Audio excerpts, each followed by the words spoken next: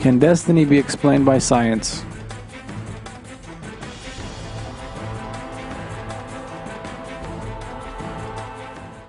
The nature of destiny has been debated throughout human history. The most straightforward definition of destiny is that God created the universe, life, and all events, both past and future, in a single instant. This means that every event from the moment of the universe's creation to the day of judgment has already taken place and ended in the presence of God. Therefore, anything that hasn't happened yet are only events that haven't happened for us, not for God. After all, God is unbound by time or space, as He Himself has created time and space. Therefore, for God, the past, present, and future are all one, and everything has already begun and completed. The truth about destiny can be found in many verses of the Qur'an. For example, everything in the heavens and earth willingly or unwillingly submits to Him, and to Him you will be returned. Tells us that everything in the universe willingly or unwillingly submits to the fate laid down by God. None can go against God's will. Every event must merely progress along the destiny that He has laid out. Nothing can contravene God's will, assent, or command. The verses, "The keys of the unseen are in His possession. No one knows them but Him. He knows everything in the land and sea. No leaf falls without His knowing it. There is no seed in the darkness of the earth, and nothing moist or dry which is not in a clear book." Or, "But you will not will unless God wills." And, "We have created all things with predestination." Reveal the workings of His sovereignty over all things and the workings of destiny. The truth is that we watch our lives like we watch a film on a CD player, living each event moment to moment. God, on the other hand, knows the whole reel of film from beginning to end, because it is He who created the film with all of its details. So all of this points to the fact that all is not what it seems. Beyond the material world we see, there is the evident existence of a power who controls us, that is God, who has created everything and has absolute power over everything. The science of neurology offers much evidence confirming this fact. One such scientific proof comes from experiments conducted on the concept of free will.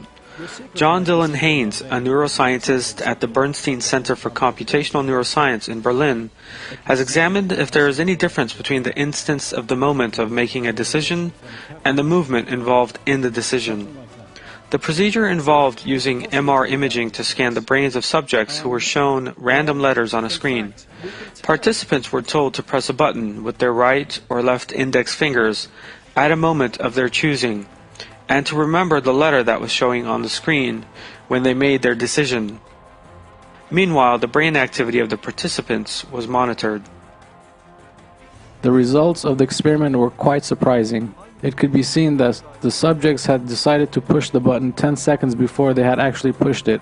This important scientific finding shows that a person's choice is already fixed before that person makes that choice. The results of the experiments were published in a scientific journal as follows. There has been a long controversy as to whether subjectively free decisions are determined by brain activity ahead of time. We found that the outcome of a decision can be encoded in brain activity of prefrontal and parietal cortex up to 10 seconds before it enters awareness.